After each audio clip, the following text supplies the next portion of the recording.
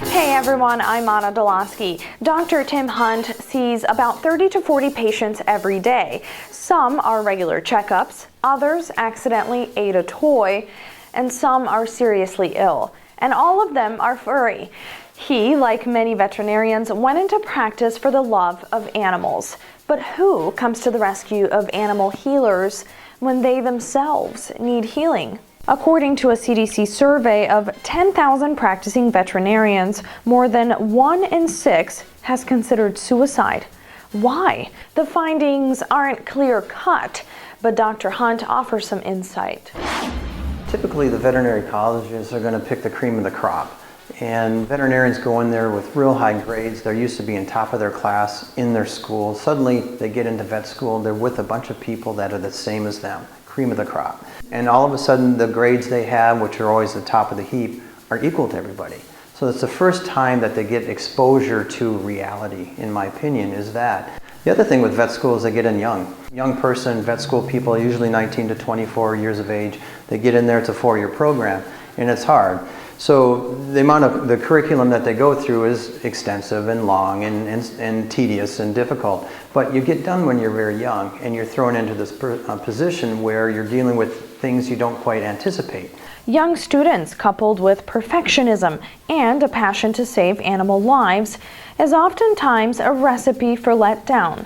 At Dr. Hunt's office alone, he averages 2 euthanasias per day. Then there's the stigma of mental health issues and underlying depression.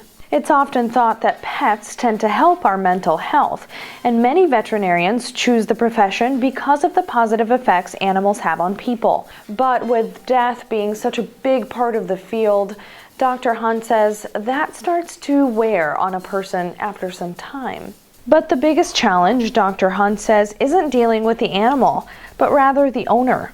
The majority of your medicine can revolve around talking to the owner, getting a good history, telling them how things are progressing, and then ultimately you get to the end stage of an animal's life. You have to be with them when we put the animals to sleep or something else causes them to die. So it's very tough. I'm lucky because I work in a clinic that's mine. I make my decisions, where if someone comes in and wants a convenience euthanasia, it's not going to happen.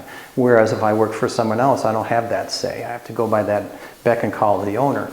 And convenience thing means somebody moves, there's no option, they decide just to get rid of the dog. I don't agree with that. There's other options you can do. So to me, for sanity, when we do a euthanasia, it has to be a warranted thing, in my opinion. And it's equally as difficult when the decision helps bring an end to a terminal disease. And since vets can offer gentle deaths to patients with euthanasia, some experts say vets themselves could see death as a way out of pain. Drug addiction happens in the veterinary medicine field probably a little bit more than every other field. That's not a huge difference there.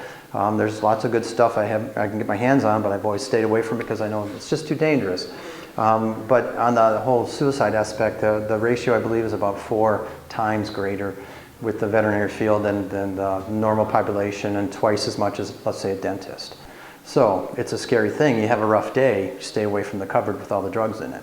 To prevent depression and burnout, some veterinary colleges have integrated wellness programs, support groups, and tools to educate young veterinarians about the realities and challenges of the field. Recently, our own Dr. Jamie Wells discussed some of the similarities between pediatric care and veterinary care.